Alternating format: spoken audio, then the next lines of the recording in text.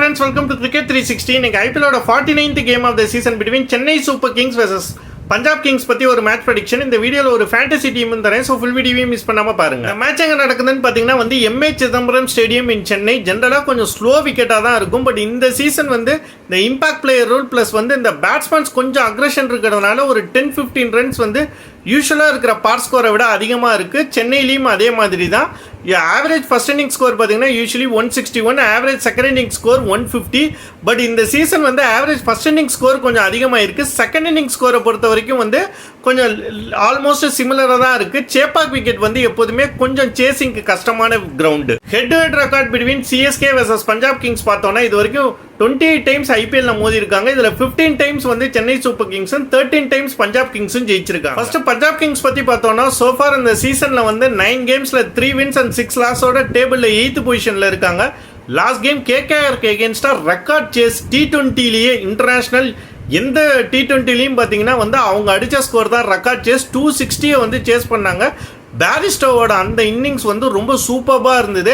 அவருடைய ஃபார்ம் அப்படிங்கிறது வந்து இப்போ ரொம்பவும் வந்து ஒரு ஆடர் அட்வான்டேஜாக இருக்குது வந்து பஞ்சாப் கிங்ஸுக்கு. அவங்க சீசனுங்கிறது வந்து எல்லா மேட்சும் இனிமேல் ஜெயிச்சா மட்டும்தான் வந்து பிளே ஆஃப்ஸுக்கு சான்சஸ் இருக்குது.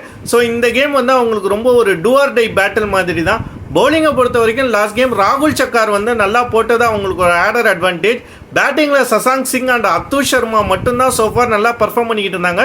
But last game Bairstow and வந்து பிராப் சிம்ரன் நல்லா பேட் பண்ணது வந்து அவங்களுக்கு ஒரு அட்வான்டேஜ். இந்த கேம் வந்து தவான் வராரா இல்லையான்னு தெரில.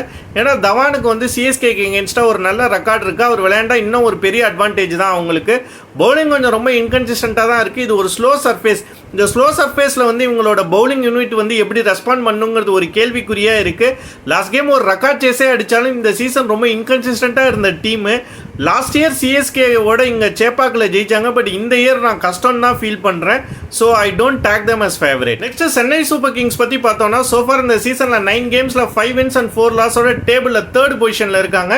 இந்த கேம் ஒரு நல்ல நெட் ரன் ரேட்டோட ஜெயிச்சா வந்து செகண்ட் ஸ்பாட் போகிறதுக்கும் நிறைய வாய்ப்புகள் இருக்குது. பட் கொஞ்சம் ஒரு ஹை மார்ஜினில் ஜெயிக்கணும். லைக் லாஸ்ட் கேம் எஸ்ஆர்ஹெச்சோட ஜெயிச்ச மாதிரி ஒரு ஹை மார்ஜினோட ஜெயிக்கணும். இந்த சீசன் வந்து பார்த்தீங்கன்னா எஸ்ஆர்ஹெச் வந்து ஒரு பெரிய வந்து ஒரு power house in batting unit அப்படின்னு வந்து ஒரு பேர் எடுத்த ஒரு டீமை வந்து லாஸ்ட் கேம் ரொம்ப அசால்ட்டாக சிஎஸ்கே ஜெயிச்சாங்க. கொஞ்சம் ஸ்லோவர் சர்ஃபேஸாக தான் இருந்தது. பட் ஸ்டில் வந்து அவ்வளோ பெரிய மார்ஜினில் வந்து பேட்டிங் யூனிட் எஸ்ஆர்ஹெச் பேட்டிங் யூனிட்டை ரெஸ்ட்ரிக்ட் பண்ணது வந்து ஒரு பெரிய விஷயம். பேட்டிங்கை பொறுத்த வரைக்கும் வந்து கெய்க்வாடோட ஃபார்மும் வந்து ரொம்ப சூப்பராக இருக்கிறதுனால அவங்க பேட்டிங் வந்து ரொம்ப ஸ்ட்ராங்காக இருக்குது. மிச்சலும் வந்து சோஃபார் ஃபார்மில் இல்லாமல் இருந்தார். லாஸ்ட் கேம் அவரும் ஃபார்ம் கொண்டார். ஸோ ரஹானேவை தவிர ஆல்மோஸ்ட் எல்லா பேட்ஸ்மேனுமே வந்து ஃபார்மில் இருக்கிறது வந்து அவங்களுக்கு ஒரு பெரிய அட்வான்டேஜ். பவுலிங் ரொம்ப இன்கன்சிஸ்டண்ட்டாக இருந்தாலுமே லாஸ்ட் கேம் வந்து துஷார் தேஷ்பாண்டே வந்து நல்லா போட்டார். இந்த சீசன் நல்லா தொடங்கினார். நடுவில் ஃபியூ கேம்ஸ் நல்லா போடல. பட் லாஸ்ட் கேம் அவர் நல்லா போட்டது வந்து சிஎஸ்கேக்கு ஒரு பெரிய அட்வான்டேஜ். எப்போதும் சிஎஸ்கே ஹோம் அட்வான்டேஜோட வந்து ரொம்ப நல்லா விளையாடுவாங்க அவங்க ஹோமில். இந்த சீசன் ஒரு கேம் தோத்தாலும் லாஸ்ட் கேம் வந்து அந்த ஹோம் கண்டிஷன்ஸை நல்லா யூட்டிலைஸ் பண்ணாங்க. இன்ஃபேக்ட் எப்போதும் ஒரு 2-3 ஸ்பின்னரோட விளையாடுவாங்க. இந்த சீசன் பேஸ் பவுலர்ஸோட விளையாண்டாலுமே வந்து அந்த ஹோம் கண்டிஷன்ஸை நல்லா யூட்டிலைஸ் பண்ணிட்டு இருக்காங்க. ஹோம் அட்வான்டேஜ் இருக்குது. ஒரு நல்ல கான்ஃபிடன்ஸ் இருக்குது. இந்த சீசனோட பேட்டர்ன் பார்த்தீங்கன்னா 2 மேட்ச் ஜெயிக்கிறாங்க, 2 மேட்ச் தோக்குறாங்க. ஸோ லாஸ்ட் கேம் ஜெயிச்சிருக்காங்க, அதுக்கு முன்னாடி 2 கேம் தோத்துருக்காங்க. ஸோ அதன் அடிப்படையில் பார்க்கும்போதும் வந்து கண்டிப்பாக இந்த மேட்ச் வந்து சிஎஸ்கே தான் favourites. So I predict CSK win. Fantasy team and tips பற்றி பார்ப்போம். நெக்ஸ்ட் ஃபேண்டசி டீம் பார்த்தீங்கன்னா இதுதான் என்னோட ஃபேண்டசி டீம். விக்கெட் கீப்பராக நான் 2 பேரை சூஸ் பண்ணியிருக்கிறேன். பிராப் சிம்ரன் அண்ட் வந்து Jonny Bairstow. Last game Bairstow வந்து ரொம்ப நல்லா விளையாண்டாரு. அவரோட இன்னிங்ஸ் தான் வந்து ஒரு கேம் சேஞ்சிங் இன்னிங்ஸாகவே இருந்தது. பிராப் சிம்ரனும் ரொம்ப நல்லா விளையாண்டார் லாஸ்ட் கேம். பட் அவர் இந்த சீசன் ரொம்ப கன்சிஸ்டண்ட்டாக இல்லை. ஒருவேளை அவருக்கு பதிலாக ஒரு அடிஷ்னல் பவுலர் வேணும்னா நீங்கள் ஹர்ஷதீப் சிங் எடுக்கலாம். இல்லை ஒரு பேட்ஸ்மேன் வேணும்னா நீங்கள் பிராப் சிம்ரன் எடுத்துக்கலாம். ஏன்னா ஒரு நல்ல குயிக் ஸ்டார்ட் கொடுத்தாரு. ஸோ அதனால் அவரும் கொஞ்சம் இந்த பிச்சில் வந்து கொஞ்சம் வேல்யூபிளாக இருப்பாருன்னு சொல்லி நான் ஃபீல் பண்ணுறேன். பிகாஸ் ஹர்ஷதீப்புக்கு வந்து பெருசாக வந்து ஸ்லோ பால் வெரைட்டிலாம் கிடையாது. ஸோ அவருக்கு பதிலாக ஒரு பேட்ஸ்மேன் போகிறது ஒரு பெட்டர் ஆப்ஷன்னு நான் கன்சிடர் பண்ணுறேன். பேட்ஸ்மேன்ஸ் பார்த்தீங்கன்னா வந்து 4 பேட்ஸ்மேன்ஸ் எடுத்திருக்கேன். இதில் 3 பேர் சிஎஸ்கேலேருந்து. டேரல் மிச்சல் லாஸ்ட் கேம் ஒரு நல்ல ஃபார்மில் இருந்தார். ஸ்பின்னர்ஸை ரொம்ப நல்லா விளையாடுறாரு. ஸோ இந்த பிச் வந்து கொஞ்சம் ஸ்பின்னர்ஸ் நல்லா விளையாடுறவங்களை எடுக்கிறது வந்து ஒரு ஆடட் அட்வான்டேஜ். அதனால் அவர் சிவம் டூபே இந்த சீசன் சொல்லவே வேண்டாம். ஸ்பின்னர் ஃபாஸ்ட் பவுலர்ஸ் எல்லாத்தையுமே ரொம்ப அட்டாக் பண்ணி விளையாடக்கூடிய ஒரு சிஎஸ்கே பிளேயராக இருக்கார். ஸோ அவர் automatic pick. Of course Ruturaj Gaikwad orange cap ஹோல்டரில் வந்து செகண்டில் இருக்கார் லிஸ்ட்டில். இந்த சீசனோட second top run getter. So அவரை டெஃபினட்டாக நம்ம மிஸ் அவுட் பண்ண முடியாது. அவர் ஒரு ஆட்டோமேட்டிக் சாய்ஸ் தான். பஞ்சாப்ல இருந்து பார்த்தீங்கன்னா சசாங்க் சிங் அவர் தான் வந்து இந்த சீசனோட பெஸ்ட் பேட்ஸ்மேனாக இருக்கிறாரு பஞ்சாப் கிங்ஸுக்கு. ஸோ அவரையும் நம்ம எடுத்து தான் ஆகணும். ஆல்ரவுண்டர்ஸ் பார்த்தீங்கன்னா 2 ஆல்ரவுண்டர் சூஸ் பண்ணியிருக்கிறேன், Ravindra Jadeja and Sam Curran. Last game Jadeja இந்த பிச்சில் வந்து ரொம்ப எஃபெக்டிவாக இருந்தார் பவுலிங்கில். ஒரு ஸ்ட்ராங் எஸ்ஆர்எச் பேட்டிங் யூனிட்டை வந்து மிடில் ஓவர்ஸில் நல்லா கண்டெயின் பண்ணார். அதுவும் ஒன் ஆஃப் த ரீசன்ஸ் வந்து அவங்க ப்ரெஷர் ஆனதுக்கு. எப்போதுமே வந்து ஹோம் கிரவுண்டில் வந்து ஜடேஜாவுக்கு ஒரு நல்ல ரெக்கார்ட் இருக்கும். ஸோ அவர் எடுக்கிறது வந்து நம்மளுடைய ஃபேண்டசி டீமுக்கு ரொம்ப முக்கியமான ஒரு விஷயமா பார்க்குறேன். நெக்ஸ்ட் வந்து பார்த்தீங்கன்னா வந்து சாம் கரன் வந்து ஒரு 2 சீசன் வந்து சிஎஸ்கேக்கு விளையாடி இருக்காரு. பெருசாக சென்னையில் மேட்ச் விளையாடலைனாலும் வந்து இந்த மாதிரி பிச்சர்ஸ் வந்து அவருக்கும் கொஞ்சம் சூட்டபுளாக இருக்கும்.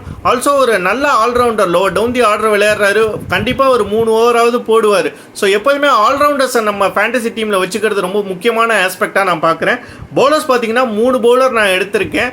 இந்த 3 பேருமே இந்த பிச்சுக்கு ரொம்ப எஃபெக்டிவான bowlers. Harshal Patel from Punjab kings நிறைய ஸ்லோ பால்ஸ் தான் போடுவார்.